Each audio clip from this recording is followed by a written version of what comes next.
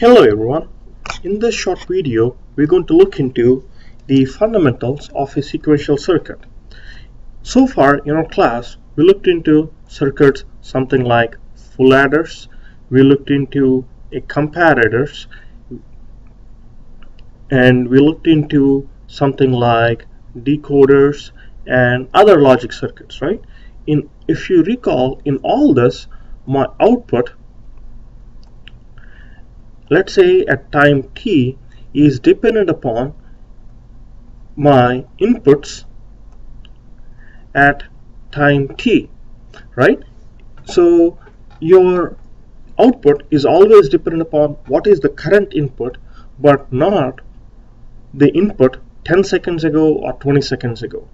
But in reality, if you want to design a circuit, that has to consider not only the current input but also the value maybe 2 seconds ago or 3 seconds ago.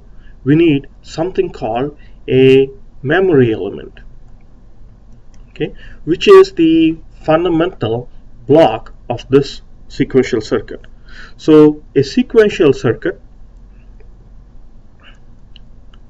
output is at time t is dependent upon the inputs at time t and also input at maybe time t minus 1 and so on and so forth.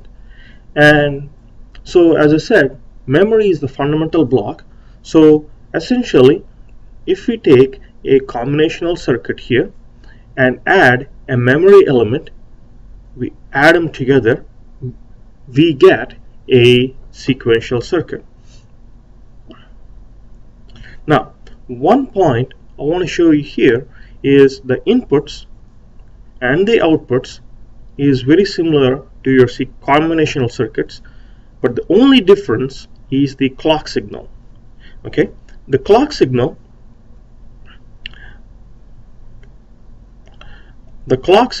has two parameters that we have to look into.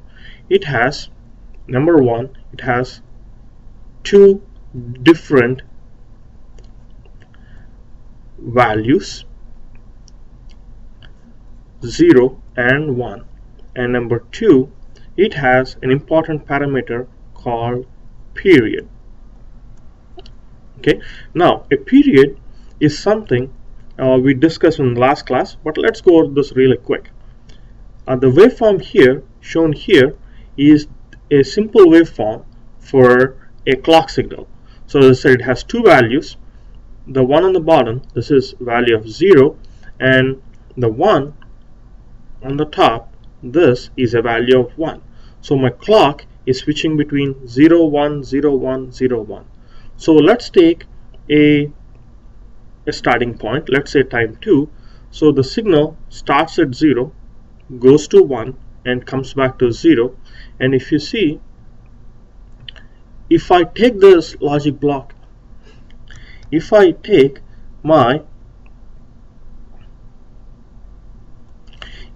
this waveform at this time and if I replicate it, I would get the same waveform as shown here, right? So my time period here is nothing but what is the end time minus the starting time, 2. So my period is going to be 2 seconds here, right? Now that is my clock signal.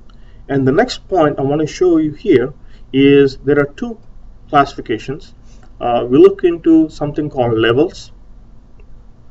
So levels are, so based upon my clock is 0 or clock is 1. If my clock is 0, it is called negative level, and if clock is 1, it is called a positive level. And then we have something called edges here.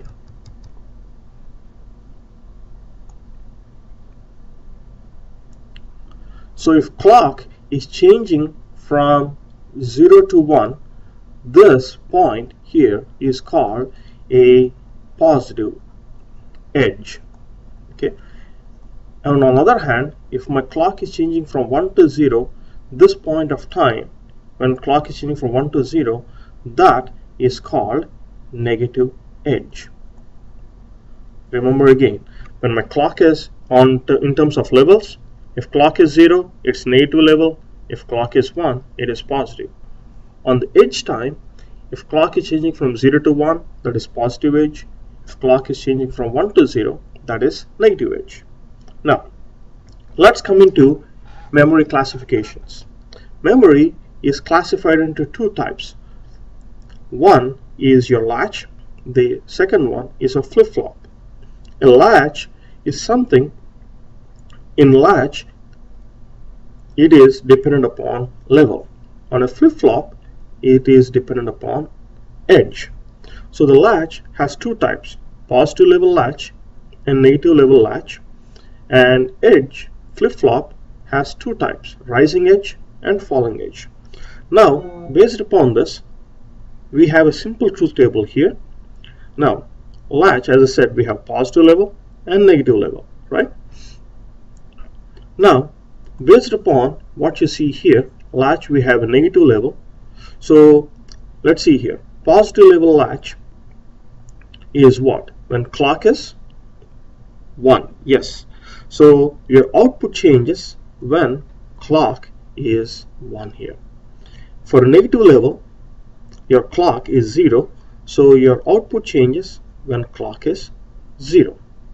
Similarly, for a flip-flop, we have two types, rising edge and falling edge. So in a rising edge flip-flop, my output changes when clock is changing from 0 to 1 at that point. And in a falling edge flip-flop, my output changes when my output is changing from 1 to 0 only at that instance of time.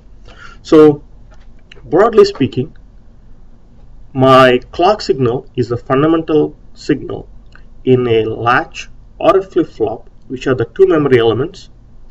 And in latch, there are two types. One is positive level, the second is negative level. Similarly, in a flip-flop, there are two types, rising edge and falling edge. In the next video, we're going to look into some of the fundamental latches and flip-flops. With this, I will stop it and we will continue in the next video.